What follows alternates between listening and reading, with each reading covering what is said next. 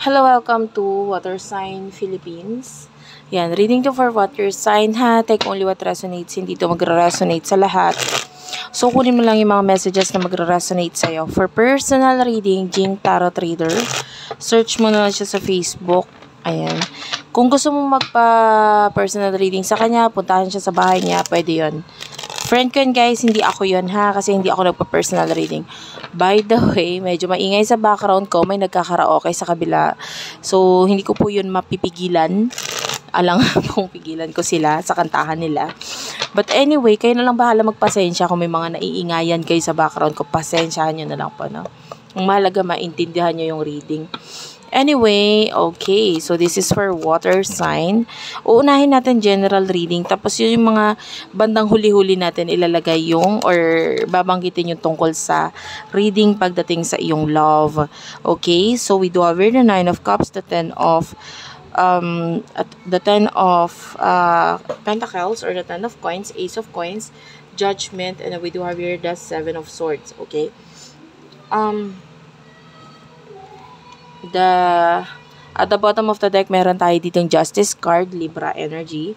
Ngayon, ika-clarify ko tong mga cards na nandito. Okay? Spirit guides, angel guides, what we have here for water sign, please. For water sign, please. Okay, what's with the 10 of Coins?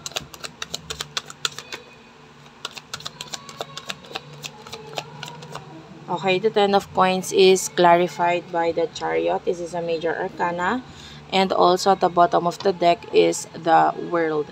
Okay, so sa nakikita natin, nakakita tayo dito ng ng maybe pagta-travel or pag-iisip ng regarding sa pagta-travel.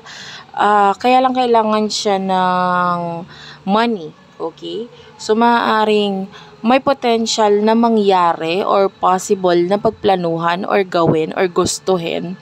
Kaya lang, it requires money.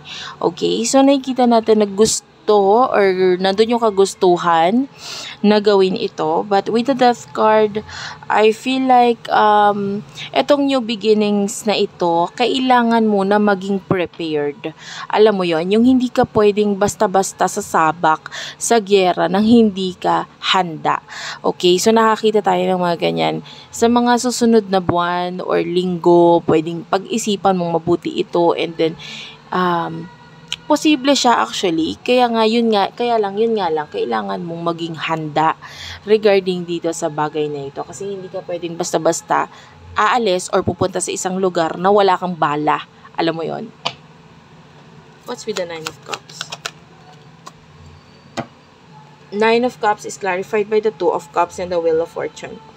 Yung success actually for you is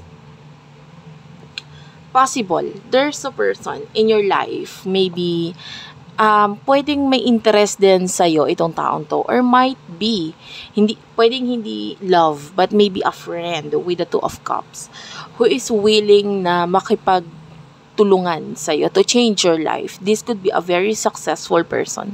And then kung ano yung ikakasuccess mo, ay magiging masaya siya para sa'yo. Willing siyang tumulong sa'yo kung kinakailangan mo ng tulong itong person na ito, ay willing to help you.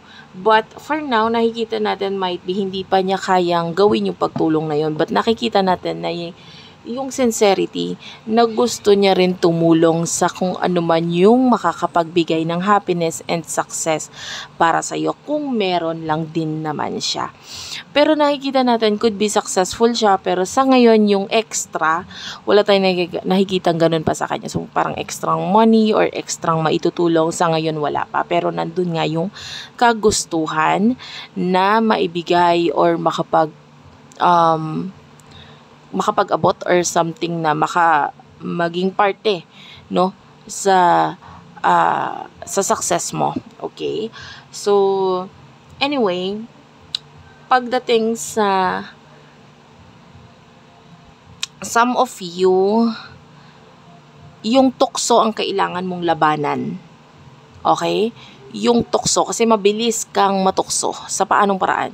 Matukso in a way na pwedeng, halimbawa ikaw ay may kakonect na, pwedeng may mga nagpapapansin na parang, uy, parang ang cute nun, parang ang pogi, or ang ganda ng taong yon, parang ganyan. So, you have to fight that. Also, yung iba naman sa inyo, kung wala namang kinalaman sa love, yung iniisip mo ngayon, pwedeng sa pag-iipon or sa money, ayan, kailangan mo rin tanggalin yung tukso. Kailangan mong iwasan. Halimbawa, ikaw ay parang gusto kong bilhin yun, parang maganda yun, parang masarap yun, parang gusto. Lalo sa food, yung iba kasi willing to gumastos pagdating sa food, pero yung iba naman pwedeng sa um, pagkain or mga material na bagay. So, kailangan mong iwasan yun. Kasi I told you, kailangan mong i-prepare yung sarili mo sa something na, which is maybe may kinalaman sa pagta-travel ito. Okay? So, clarify the Ace of Coins. Yeah, we do have here the Six of Wands. I can see something like maybe a new beginning for you.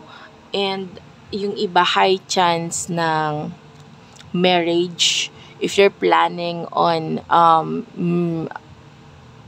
better life sa future.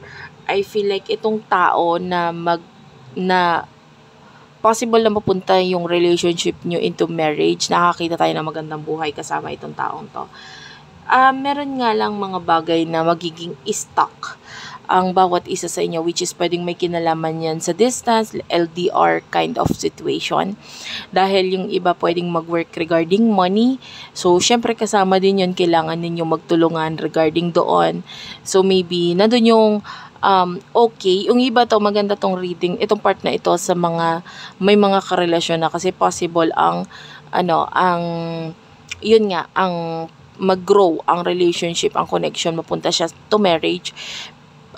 Kaya lang, in order na mag-work out or makaipon, pwedeng ganyan, medyo ang kailangan lang i-sacrifice is yung distance, pagkakalayo sa bawat isa. So, yun lang yung nakikita natin dyan. So, what's with the Judgment? Yeah, we do have here the Ace of Pentacles, and the bottom of the deck is a Ten of Cups. Regarding the new beginnings na naghihintay para sa'yo, which is meron, your family are there to support you. Nandiyan sila para suportahan ka. May mga pamilya na parang hindi sila natutuwa, but never mind them. I mean, may mga tao talagang nandyan at may masasabi, but never mind them. Wala naman silang pakialam sa buhay mo. Kung nakikialam sila, hayaan mo sila. Mind your own business. I can see with the Ace of Pentacles and with the Judgment, actually, you are already mature enough to handle kung ano man yung mga new beginnings or situation na ibigay sa'yo, kasi kayang-kaya mo yan. Okay? Regarding your spirit guides, someone is watching you right now. Maybe someone in the past, maybe a spirit guide na pwedeng yumaong kamag-anak or someone very close to your heart na nakikita natin na nandyan lang siya parate para sa'yo. Kaya sabi ko nga, kung ano man yung pagdadaanan mo, makakayanan mo lahat ng ito because nandyan yung suporta ng pamilya mo, and also kahit wala na sila sa buhay mo, yumao na sila, sumakibilang buhay na, nandyan pa rin sila para bantayan ka. And we do have here the Seven of Swords. So the Seven of Swords, this is regarding love. We do have here the World. So sinabi ko nga, pwedeng may paglayo, may pag-alis, and may yung iba pag-iwas, literal. So maybe if you're if you're in a connection, pwedeng may pagta-travel na mangyari dito, and pwedeng kasi uunahin yung mga priorities. Yung iba naman, maybe someone is waiting for you, and maybe this person is pwedeng malayo or mapalayo sa'yo, itong taong naghihintay para sa'yo.